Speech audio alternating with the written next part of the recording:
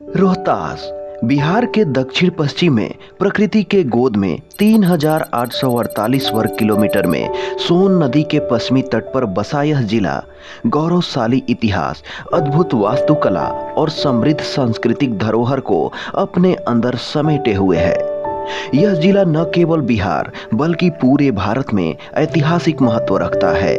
यहाँ की ऐतिहासिक धरोहर, प्राकृतिक सौंदर्य और स्थानीय परंपराओं ने इसे अनोखी पहचान दिलाई है। इस जिले की स्थापना 10 नवंबर 1972 को शाहाबाद जिले से अलग करके की गई, जिसका मुख्यालय सासाराम को चुना गया। वैसे तो सासाराम का उल्लेख प्राचीन काल से ही मिलता है, पर मध्यकाल में इस शहर का पुनर्निर्माण सूरी वंश के संस्थापक अफगानी सम्राट शेरशाह सूरी ने करवाया था। शेरशाह को यह शहर इतना प्रिय था कि उन्होंने अपने जीते जी शहर के बीचों बीच अपना मकबरा बनवाया था। विशाल जलाशय के बीचों बीच स्थित यह मकबरा इंडो इस्लामिक वास्तुकला का एक नायाब उदाहरण है, जिसकी खूबसूरती को देखने सालों भर लाखों सैलानी आते रहते हैं। रोहतास जिला के अर्थव्यवस्था का मुख्य आधार कृषि है। चावल, गेहूं और मक्का यहाँ की मुख्य फसलें हैं। चावल के अधिक उत्पादन के कारण इस जिले को बिहार के चावल का कटोरा कहा जाता है।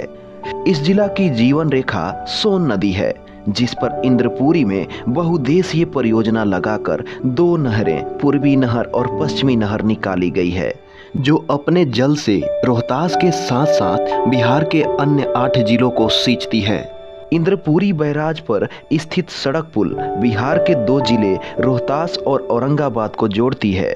यह पुल राज्य परिवहन को और सुगम बनाती है। इस बैराज से 480 मेगावाट जल विद्युत का उत्पादन होता है, जो डेहरी शहर के साथ साथ इसे संचालित करने के लिए विद्युत आपूर्ति करती है। इंद्रपुरी बैराज से निर्मित विशाल जलाशय पर्यटकों को अपनी ओर आकर्षित करती है।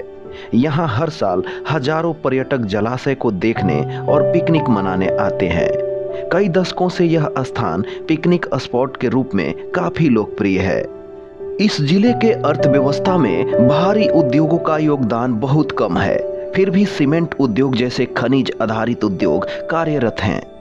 रोहतास जिला को प्राकृतिक सौंदर्य विरासत में मिला है। इसके कारण जिला में पर्यटन उद्योग की अपार संभावनाएं हैं। वर्षा ऋतु के दिनों में इस जिले में कैमूर पहाड़ी से सैकड़ों झरने गिरते हैं, जिसे देखने में परम आनंद की अनुभूति प्राप्त होती है।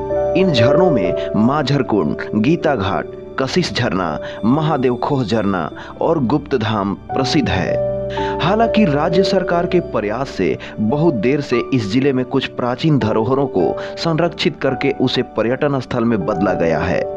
इन प्राचीन धरोहरों में पहले नंबर पर आता है रोहतासगढ़ का किला। कैमूर पहाड़ी पर 1500 फीट की ऊंचाई पर स्थित यह किला इंडो इस्लामिक शैली में निर्मित बेहतरीन वास्तुकला का एक नमूना है।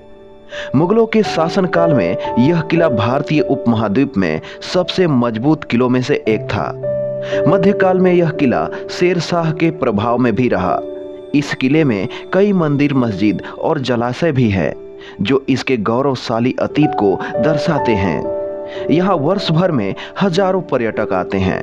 दूसरे नंबर पर है माँ तुतलेश्वरी भवानी इको पार्क। कैमूर पहाड़ी की गोद में स्थित माँ तुतलेश्वरी भवानी का मंदिर लाखों श्रद्धालुओं का आस्था का केंद्र है, तो वहीं यहाँ का झरना लाखों पर्यटकों को अपनी ओर आकर्षित करता है। राज्य सरकार के प्रयास से इस स्थान को पर्यटन स्थल में बदलने के लिए और वन्य जीव संरक्षण के लिए इको पार्क का निर्माण करवाया गया है, जो एक सराहनीय कदम है।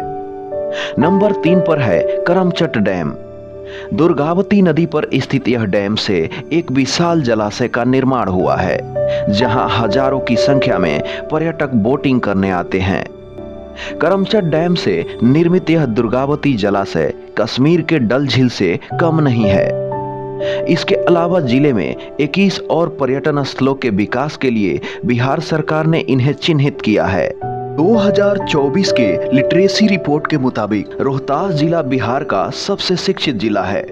इस जिला ने आधुनिक शिक्षा के साथ अपनी प्राचीन संस्कृति और परंपराओं को संजोए रखा है। भोजपुरी भाषी इस जिला में आज भी यहाँ के लोकगीत जैसे कजरी, चैता और सोहर यहाँ की सांस्कृतिक धरोहर का हिस्सा है। तो वहीं लोक नृत्य और संगीत यहाँ के लोगों की जीवन शैली का अटूट हिस्सा है। रोहतास जिला न केवल ऐतिहासिक और सांस्कृतिक दृष्टि से महत्वपूर्ण है, बल्कि इसकी प्राकृतिक सुंदरता, समृद्ध संसाधन और पर्यटन स्थल इसे एक विशिष्ट पहचान दिलाते हैं। आज रोहतास विकास की राह पर अग्रसर है और आने वाले वर्षों में यह बिहार के प्रमुख जिलों में से एक बन सकता है।